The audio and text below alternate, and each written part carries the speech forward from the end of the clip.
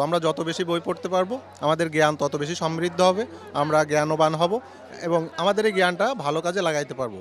এর জন্য আমরা নিজে বইমেলায় আসবো, অন্যকে বইমেলায় আসার উদ্যোগে বলবো এবং সবাইকে উৎসাহিত করব যাতে ভালোভাবে জ্ঞান অর্জন করে সেই জ্ঞানটা সবার মাঝে ছড়িয়ে দিতে পারি। এবারে বইমেলায় আসতে পেরে অনেক ভালো লাগছে। প্রতি বছরই চেষ্টা করি আসার।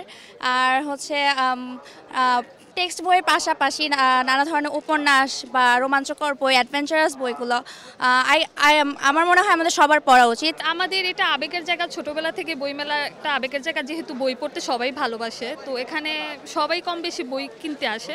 তো আমি শরৎচন্দ্রের বই খুবই পছন্দ করি, এবার কিনবো ভাবছি কি কয়েকটা।